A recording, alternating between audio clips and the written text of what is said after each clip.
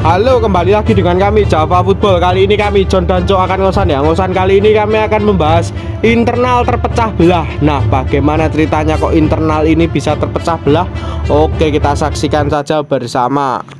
Nah, pertama-tama sebelum saya membahas konten ini, sebenarnya saya mau bilang terlebih dahulu, karena banyak yang request ataupun di kolom komentar Java Football ada beberapa yang menginginkan saya untuk membahas konten ini, yang sebenarnya bukan ranah kami juga, tapi ya kita akan memberikan pendapat semaksimal saya mungkin, ataupun bagaimana ya, ibaratkan itu ya ora pendapat, ibarat masukan atau bagaimana nanti apa itu menangkapnya gimana ya terserah kalian itu ya. Pokoknya intinya iki pendapatku tentang kejadian ini. Nah, kejadian ini adalah kejadian dari internal supporter Persis Solo sendiri, yaitu internal supporter Pasopati. Nah, Pasopati sendiri kemarin itu sedang tertimpa masalah, ataupun ya memang terjadi gejolak lah di dalam internalnya ya.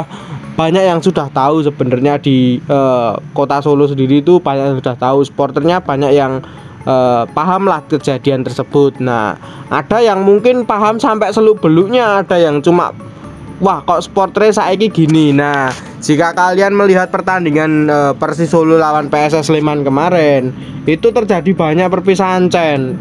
Bahkan terdengar ya, kalau menurut pandangan saya pribadi, nyampur-nyampur, ada yang ngecen di sini, ada yang ngecen di sana, ada yang ngecen ini ya, mungkin berbeda-beda seperti itu ya.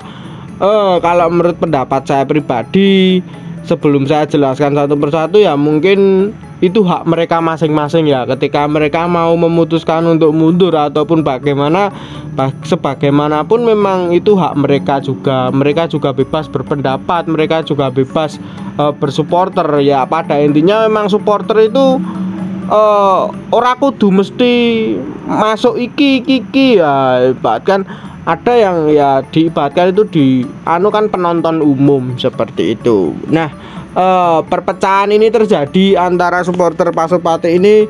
Yang pertama, menurut pandangan saya, yang pertama memecah ini ya dari supporter Buri Gawang. Nah, Buri Gawang yang bernama Ultras lebih dulu ingin berpisah dengan Pasopati.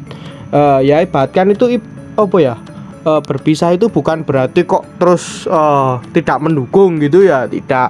Mereka tetap mendukung dan full support, dan mereka kemarin bahkan apa ya, nyanyi 90 menit Ultras ya. Respect juga terhadap Ultras.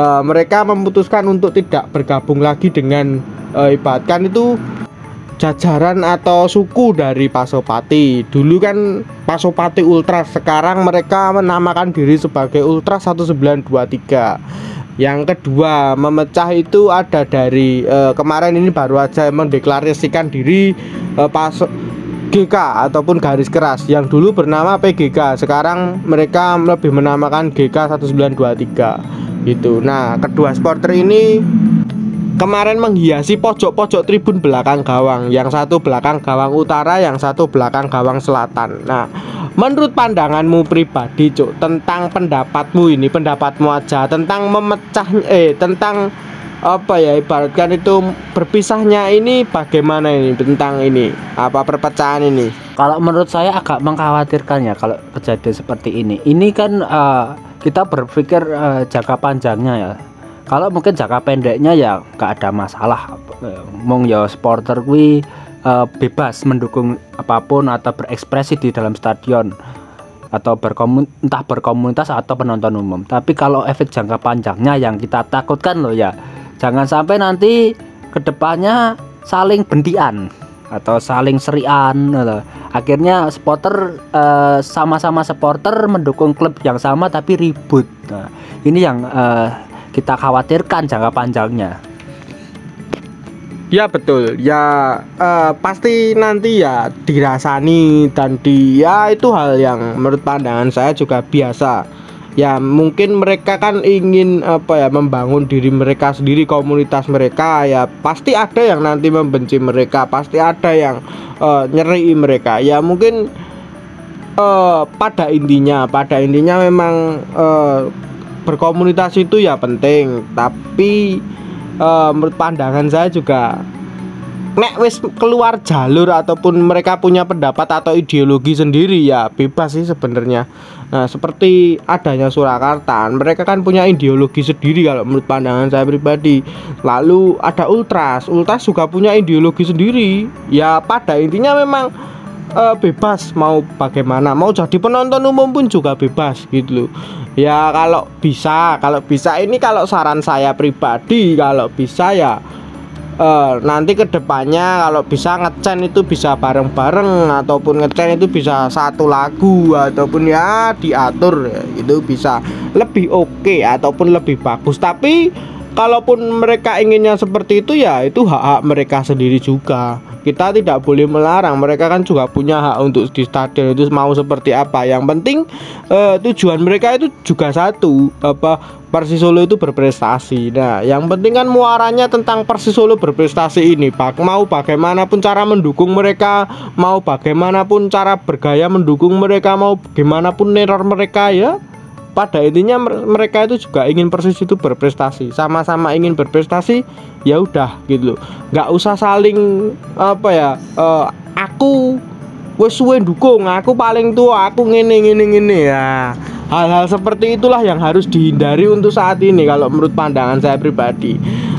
Hal-hal yang membuat orang-orang baru akan masuk itu, wah kok melu ngene kok iki koyone wong tua-tua kabeh api tua-tua kok ngene ya. Itu hal-hal yang membuat perpecahan itu akan terjadi. Nah, menurut pandanganmu Cuk tentang egois ini bagaimana tentang supporter ini? Ya ini memang ya problemnya seperti ini terjadi di banyak supporter Indonesia ya. Ketidakpuasan terhadap kepemimpinan dari induk supporter itu biasa terjadi ya, keluar jalur atau membuat membentuk organisasi sendiri itu terjadi di banyak supporter Indonesia ya, karena ya itu ya ketidakpuasan atau masalah politik dan lain-lain lah ya. Ya ini mungkin pelajaran dari supporter yang lain itu, karena itu mungkin bisa dipelajari oleh supporter Solo ya. Jadi ya intinya kalau membuat komunitas supporter sendiri, membuat supporter sendiri, membuat organisasi supporter sendiri, itu tujuannya bagaimana? Kalau memang tujuannya itu murni full mendukung klub kebanggaan sih ya oke-oke saja. Tapi yang dikhawatirkan nanti keluar jalur atau ya berafiliasi dengan politik dan lain-lain, keluar dari tujuan supporter itu sendiri ya, itu mungkin yang perlu dihindari lah ya. Ya, yang penting satu tujuan gitu kan katamu. Intinya kan seperti itu. Ya bebas sih mereka itu mau bagaimanapun cara mendukung, mereka juga fan-fan aja kalau menurut pandangan saya pribadi. Karena saya pun juga menikmati sepak bola dengan cara saya sendiri, Pak. Kan seperti itu.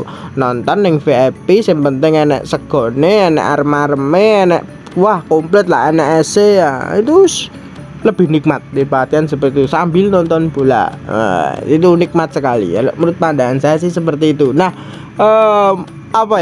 daripada itu mungkin lebih ke komunikasi juga, komunikasi antar suku, komunikasi antar organisasi itu juga harus dijalin dengan penting, karena itu sangat penting sekali ya untuk kedepannya. Ya mungkin ini kan masih awam ya, masih baru lah, bahkan kita itu masuk stadion juga masih baru aja. Ya mungkin kedepannya itu bisa dikomunikasikan, bisa ya bagaimana agar tribun Stadion Manahan Solo ini bisa bergemuruh lagi seperti dulu, tribun Stadion Manahan ini bisa kompak lagi seperti dulu ya. Itu ya hal yang cukup bagus juga.